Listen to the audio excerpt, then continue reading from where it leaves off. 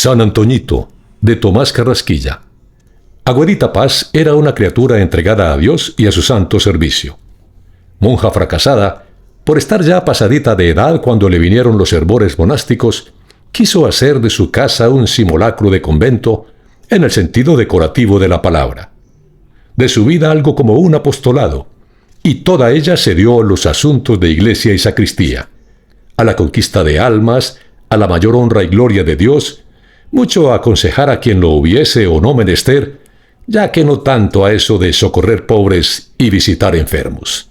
De su casita para la iglesia y de la iglesia para su casita se le iba un día y otro entre gestiones y santas intriguillas de fábrica, componendas de altares, remontas y surcidos de la indumentaria eclesiástica, toilette de santos, barrer y exornar todo paraje que se relacionase con el culto. En tales devaneos y campañas llegó a engranarse en íntimas relaciones y compañerismo con Damiancito Rada, mocosuelo muy pobre, muy devoto y monaguillo mayor en procesiones y ceremonias, en quien vino a cifrar la buena señora un cariño tierno a la vez que extravagante, harto raro por cierto en gentes célibes y devotas. Damiancito era su brazo derecho y su paño de lágrimas. Él la ayudaba en barridos y sacudidas, en el lavatorio ilustre de candelabros e incensarios. Él se pintaba solo para manejar albas y doblar corporales y demás trapos eucarísticos. A su cargo estaba el acarreo de flores, musgos y forrajes para el altar, y era primer ayudante y asesor en los grandes días de repicar recio, cuando se derretía por esos altares mucha cera y esperma, y se colgaban por esos muros y palamentas tantas coronas de flores, tantísimos paramentones de colorines. Sobre tan buenas partes era Damiancito sumamente rezandero y edificante, comulgador insigne, aplicado como él solo dentro y fuera de la escuela, de carácter sumiso, dulzarrón y recatado, enemigo de los juegos estruendosos de la chiquillería y muy dado a enfrascarse en la monja santa, práctica de amor a Jesucristo y en otros libros no menos piadosos y embelecadores. Prendas tan peregrinas como edificantes fueron poderosas a que Aguedita, merced a sus videncias e inspiraciones, llegase a adivinar en Damián Rada no un curita de misa y olla, sino un doctor en la iglesia, mitrado cuando menos, que en tiempos no muy lejanos había de refulgir cual astro de sabiduría y santidad para honra y glorificación de Dios. Lo malo de la cosa era la pobreza e infelicidad de los padres del predestinado y la no mucha abundancia de su protectora. Mas no era ella para renunciar a tan sublimes ideales.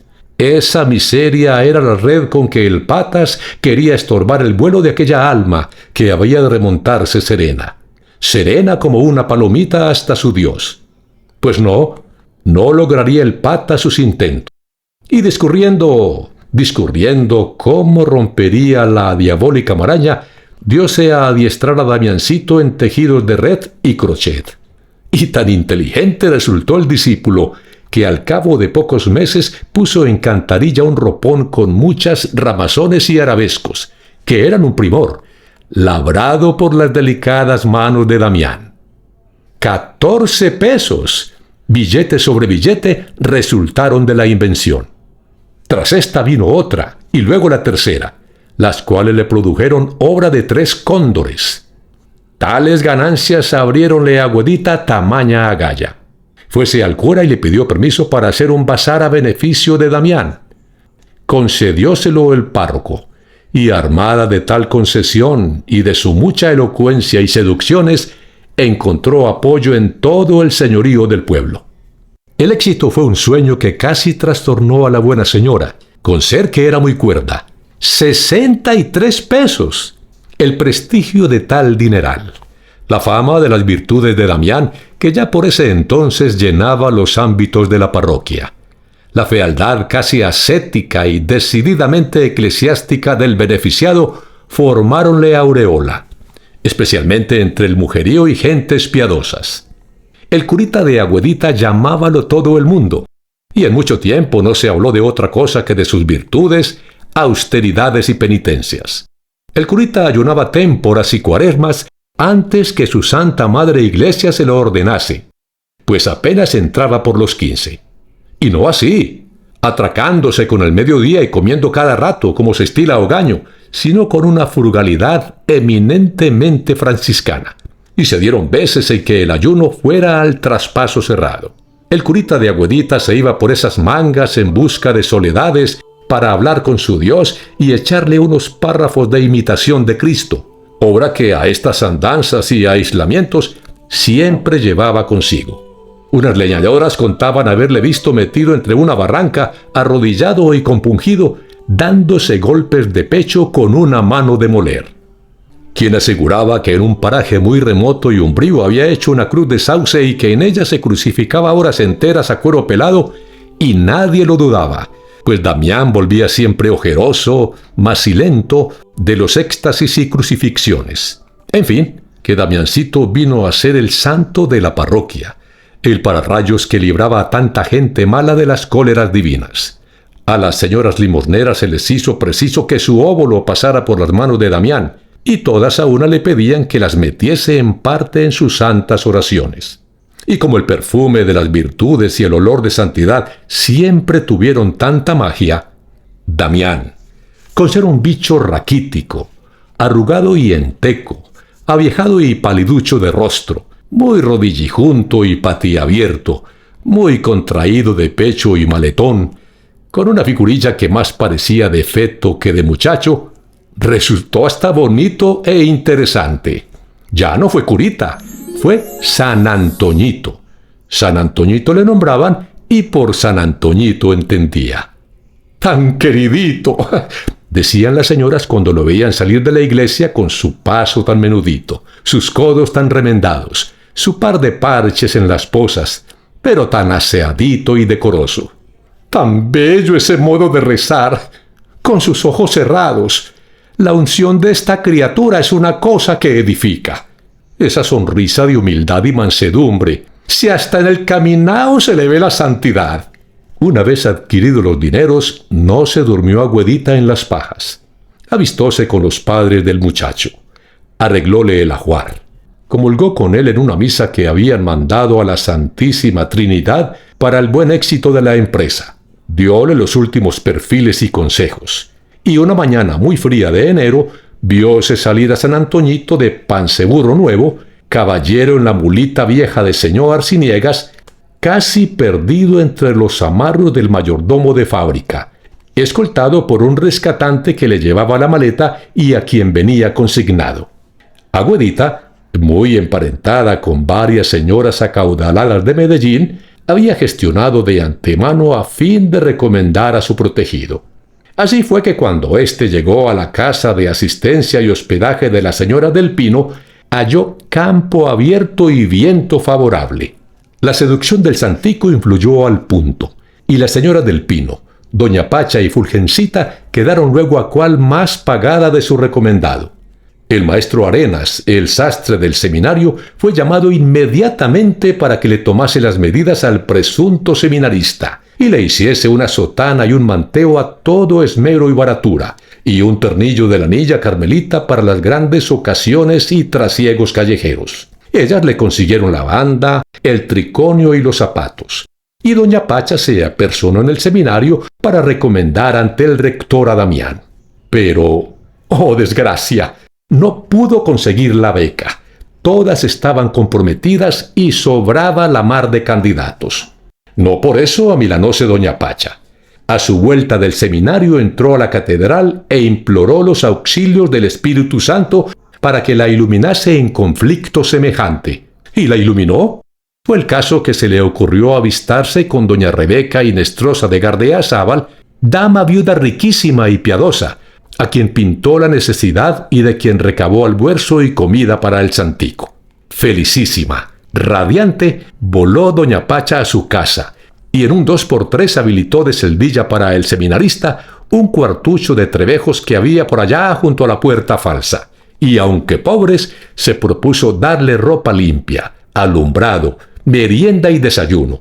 Juan de Dios Barco, uno de los huéspedes, el más mimado de las señoras por su acendrado cristianismo, as en el apostolado de la oración y malilla en los asuntos de San Vicente, regalóle al muchacho algo de su ropa en muy buen estado y un par de botines, que le vinieron holgadillos y un tanto sacados y movedizos de jarret.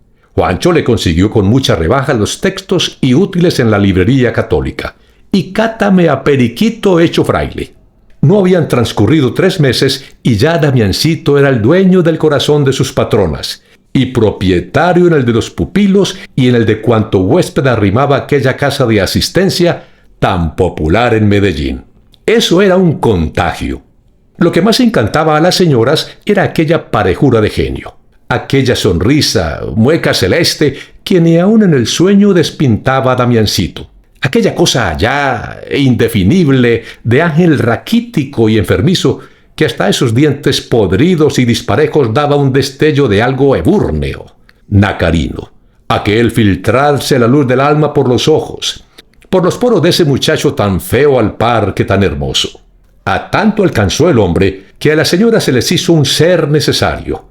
Gradualmente, merced a instancias que a las patronas les brotaban desde la fibra más cariñosa del alma, Damiancito se fue quedando ya a almorzar, ya a comer en casa. Y llegó el día en que se le envió recado a la señora de Gardeazábal que ellas se quedaban definitivamente con el encanto.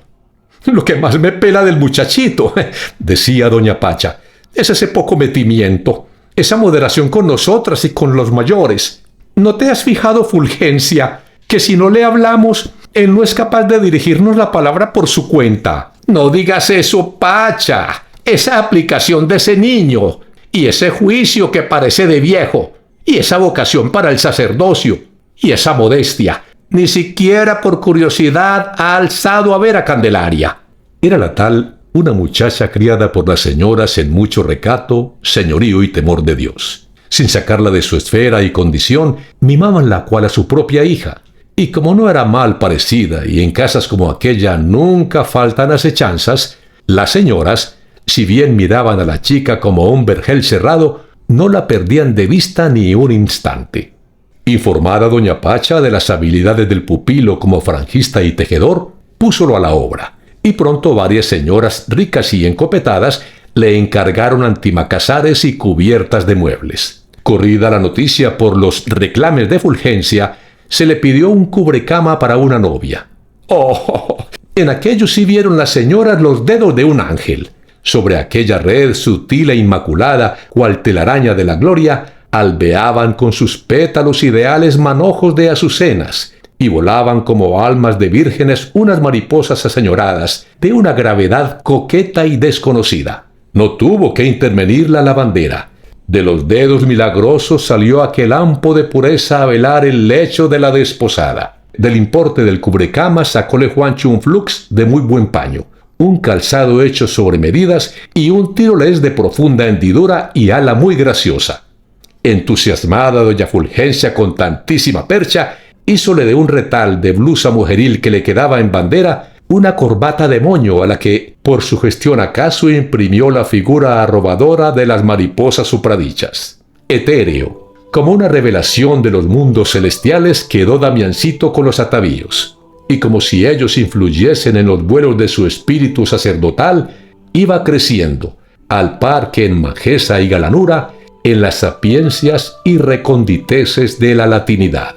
Agachado en la mesita cojitranca, vertía del latín al romance y del romance al latín, ahora a Cornelio Neponte y tal cual miaja de Cicerón, ahora a San Juan de la Cruz, cuya serenidad hispánica remansaba en unos hiperbatones dignos de Horacio Flaco. Probablemente Damiancito sería con el tiempo un caro número 2.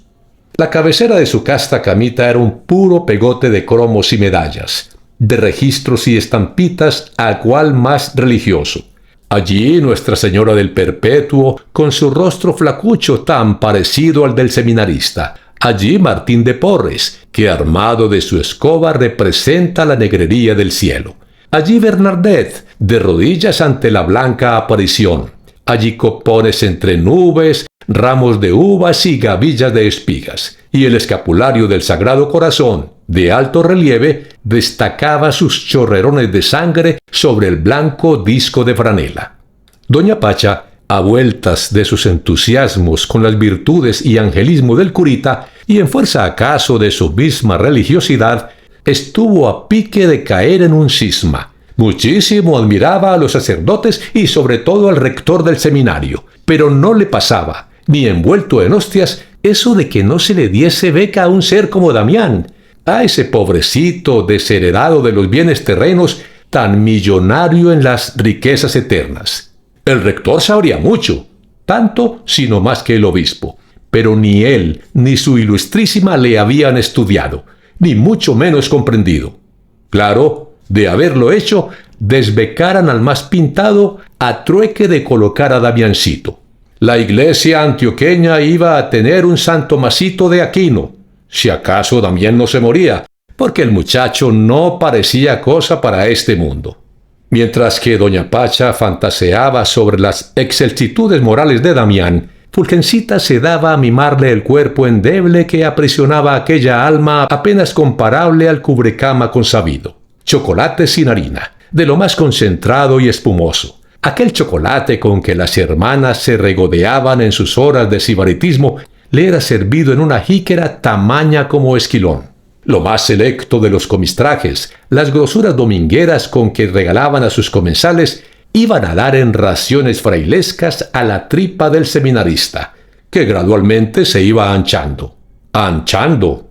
Y para aquella cama que antes fuera dura tarima de costurero, hubo blandicies por colchones y almohadas, y almidonadas blancuras semanales por sábanas y fundas, y flojedades cariñosas por la colcha grabada de candideces blandas y flecos desmadejados y acariciadores. La madre más tierna no repasa ni revisa los indumentos interiores de su unigénito, cual lo hiciera Fulgencia con aquellas camisas, con aquellas medias y con aquella otra pieza que no pueden nombrar las mises.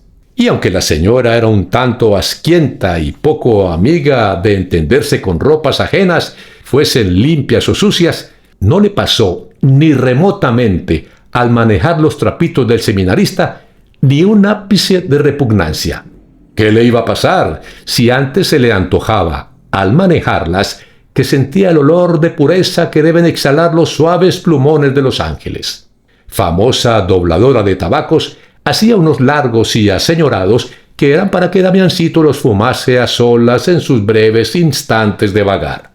Doña Pacha, en su misma adhesión al santico, se alarmaba a menudo con los mimos y ajonjeos de Fulgencita, pareciéndole un tanto sensuales y antiascéticos tales refinamientos y tabaqueos. Pero su hermana le replicaba, sosteniéndole que un niño tan estudioso y consagrado necesitaba muy buen alimento, que sin salud no podía haber sacerdotes, y que a alma tan sana no podían malearla las insignificancias de unos 4 bocados más sabrosos que la basofia ordinaria y cotidiana, ni mucho menos el humo de un cigarro, y que así como esa alma se alimentaba de las dulzuras celestiales, también el pobre cuerpo que la envolvía podía gustar algo dulce y sabroso, máxime cuando Damiancito le ofrecía a Dios todos sus goces puros e inocentes. Después del rosario con misterios en que Damián hacía el coro, todo él ojicerrado, todo él recogido, todo extático, de hinojo sobre la áspera estera antioqueña que cubría el suelo, después de este largo coloquio con el Señor y su Santa Madre, cuando ya las patronas habían despachado sus quehaceres y ocupaciones de prima noche, solía Damián leerles algún libro místico, del padre Faber por lo regular, y aquella vocecilla gangosa, que se desquebrajaba al salir por aquella dentadura desportillada, daba el tono, el acento, el carácter místico de oratoria sagrada. Leyendo Belén, el poema de la Santa Infancia, libro en que Faber puso su corazón, Damián ponía una cara, unos ojos, una mueca que a Fulgencita se le antojaban transfiguración o cosa así. Más de una lágrima se le saltó a la buena señora en esas leyendas. Así pasó el primer año y, como era de esperarse, el resultado de los exámenes fue estupendo. Y tanto el desconsuelo de las señoras al pensar que Damiancito iba a separarse durante las vacaciones, que él mismo, motu propio, determinó no irse a su pueblo y quedarse en la ciudad, a fin de repasar los cursos ya hechos y prepararse para los siguientes. y cumplió el programa con todos sus puntos y comas, entre textos y encajes, entre redes y cuadernos, rezando a ratos, meditando con frecuencia, pasó los asuetos. Y solo salía a la calle a las diligencias y compras que a las señoras se les ocurría. Y tal cual vez a paseos vespertinos a las afueras más solitarias de la ciudad, y eso porque las señoras a ello lo obligaban. Pasó el siguiente año, pero no pasó que antes se acrecentara más y más el prestigio, la sabiduría, la virtud sublime de aquel santo precoz. No pasó tampoco la inquina santa de doña Pacha al rector del seminario, que cada día le sancochaba la injusticia y el espíritu de favoritismo que aún en los mismos seminarios cundía e imperaba. Como a fines de ese año, a tiempo que los exámenes terminaban, se les hubiese ocurrido a los padres de Damián venir a visitarlo a Medellín, y como Agüedita estuviera de viaje a los ejercicios de diciembre, concertaron las patronas, previa licencia paterna, que tampoco en esta vez fuese Damián a pasar las vacaciones a su pueblo. Tal resolución les vino a las señoras no tanto por la falta que Damián iba a hacerles, cuanto y más por la extremada pobreza, por la miseria que revelaban aquellos viejecitos, un par de campesinos de lo más sencillo e inocente, para quienes la manutención de su hijo iba a ser, si bien por pocos días, un gravamen harto pesado y agobiador. Damián, este ser obediente y sometido a todo, dijo amén con la mansedumbre de un cordero. Y sus padres, después de bendecirle, partieron llorando de reconocimiento a aquellas patronas tan bondadosas y a mi Dios que les había dado aquel hijo. Ellos, unos pobrecitos montañeros, unos ñoes, unos muertos de hambre, taitas de un curita, ni podían creerlo. Si su divina majestad fuese servida de dejarlos vivir hasta verlo cantar misa o alzar con sus manos la hostia, el cuerpo y sangre de mi Señor Jesucristo. Muy pobrecitos eran, muy infelices. Pero cuanto tenían, la tierrita, la vaca, la media rosa, las 4 matas de la huerta, de todo saldrían si fuera necesario, a trueque de ver a Damiancito hecho cura. Pues a Agüedita, el cuajo se le ensanchaba de celeste regocijo. La glorificación de Dios le rebullía por dentro al pensar en aquel sacerdote, casi hechura suya. Y la parroquia misma, al sentirse patria de Damián, sentía ya vibrar por sus aires el soplo de la gloria, el hálito de la santidad. Sentíase la Padua chiquita. No cedía doña Pacha en su idea de la beca. Con la tenacidad de las almas bondadosas y fervientes, buscaba y buscaba la ocasión. ¿Y la encontró?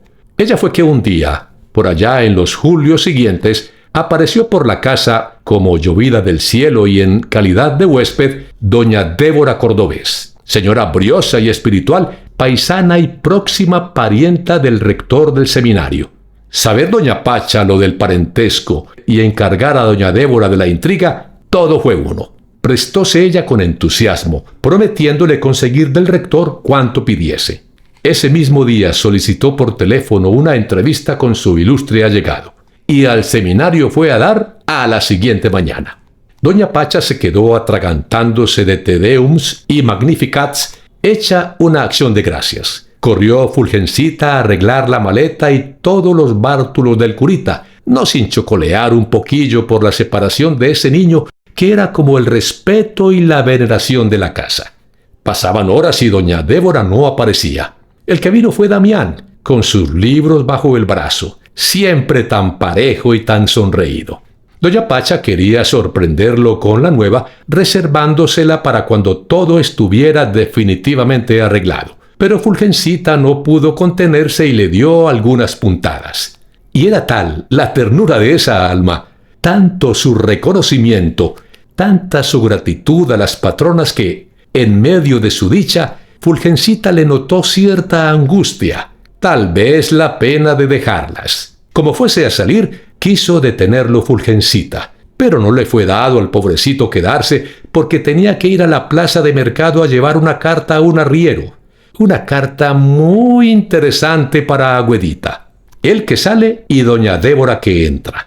Viene inflamada por el calor y el apresuramiento. En cuanto la sienten las del pino, se le abocan. La interrogan. Quieren sacarle de un tirón la gran noticia. Siéntase doña Débora en un diván exclamando: «Déjeme descansar y les cuento». Se le acercan, la rodean, la asedian, no respiran. Medio repuesta a un punto, dice la mensajera: «Mis queridas, se las comió el santico. Hablé con Ulpianito. Hace más de 2 años que no ha vuelto al seminario. Ulpianito ni se acordaba de él. ¡Imposible! ¡Imposible!», exclaman a dúo las 2 señoras. «No ha vuelto, ni un día. Ulpianito ha averiguado con el vicerrector, con los pasantes, con los profesores todos del seminario. Ninguno lo ha visto. El portero, cuando oyó las averiguaciones, contó que ese muchacho estaba entregado a la vagamundería. Por ahí dice que lo han visto en malos pasos. Según cuentas, hasta donde los protestantes dicen que ha estado». «Eso es una equivocación, misia Débora», prorrumpe Fulgencia con fuego. «Eso es por no darle la beca», exclama doña Pacha sulfurada. «¿Quién sabe en qué enredo habrán metido a ese pobre angelito?». «Sí, Pacha», asevera Fulgencita, «a misia Débora la han engañado. Nosotras somos testigas de los adelantos de ese niño. Él mismo nos ha mostrado los certificados cada mes y las calificaciones de los certámenes». «Pues no entiendo, mis señoras. O el pianito me ha engañado», dice doña Débora ofuscada, casi vacilando. Juan de Dios Barco aparece. «Oiga, Juancho, por Dios», exclama Fulgencita en cuanto le echa el ojo encima. «Camine, oiga estas brujerías, cuéntele misia Débora». Ella resume en 3 palabras. Protesta Juancho. Se afirman las patronas. Dase por vencida doña Débora. «Esta no es conmigo», vocifera doña Pacha corriendo al teléfono. «Central, rector del seminario». Y principian. No oye, no entiende, se enreda, se involucra, se tupe. Da la bocina a Juancho y escucha temblorosa. La sierpe que se le enrosca a Núñez de Arce le pasa rumbando. Da las gracias Juancho. Se despide. Cuelga la bocina y aísla. Y aquella cara anodina, agermanada, de suavo de Cristo, se vuelve a las señoras y con aquella voz de inmutable simpleza dice: «¡Nos comió el cebo el pendejete!». Se derrumba Fulgencia sobre un asiento. Siente que se desmorona, que se deshiela moralmente. No se asfixia porque la caldera estalla en un sollozo. «¡No llores, Fulgencia!», vocifera doña Pacha con voz enronquecida y temblorosa. «¡Déjamelo estar!». Álzase Fulgencia y hace a la hermana por los molledos. «No le vaya a decir nada, mi querida. ¡Pobrecito!», rumba la doña Pacha de tremenda manotada. «¡Que no le diga! ¡Que venga aquí ese pasmado! ¡Jesuita! ¡Hipócrita! No, por Dios, Pacha. De mí no se burla ni el obispo. ¡Vagamundo! ¡Perdido! Engañar a unas tristes viejas. Robarles el pan que podían haberle dado a un pobre que lo necesitara. ¡Ah, malvado! Comulgador sacrílego. Inventor de certificados y de certámenes. Hasta protestante será. Vea, mi queridita, no le vaya a decir nada a ese pobre. Déjelo siquiera que almuerce». Y cada lágrima le caía congelada por la arrugada mejilla. Intervienen doña Débora y Juancho. Suplican. «Bueno», decide al fin doña Pacha levantando el dedo. «Hartalo de almuerzo hasta que se reviente. Pero eso sí, chocolate del de nosotras si no le das a ese sinvergüenza. Que beba agua dulce o que se largue sin sobremesa». Y erguida, agrandada por la indignación, corre a servir el almuerzo. Fulgencita alza a mirar, como implorando auxilio, la imagen de San José, su santo predilecto. A poco llega el santico, más humilde, con su sonrisilla seráfica un poquito más acentuada. «Camine a almorzar, Damiancito», le dice doña Fulgencia como en un trémulo de terneza y amargura. Sentóse la criatura y de todo comió, con mastiqueo nervioso, y no alzó a mirar a Fulgencita ni aun cuando ésta le sirvió la inusitada taza de agua de panela. Con el último trago le ofrece doña Fulgencia un manojo de tabacos como lo hacía con frecuencia. Recíbelo San Antoñito, enciende y vase a su cuarto. Doña Pacha, terminada la faena del almuerzo, fue a buscar al protestante. Entra a la pieza y no lo encuentra, ni la maleta, ni el tendido de la cama. Por la noche llaman a Candelaria al rezo y no responde. Búscanla y no aparece. Corren a su cuarto. Hallan abierto y vacío el baúl. todo lo entienden. A la mañana siguiente, cuando Fulgencita arreglaba el cuarto del malvado, encontró una alpargata inmunda de las que él usaba, y al recogerla cayó de sus ojos, como el perdón divino sobre el crimen, una lágrima nítida, diáfana, entrañable.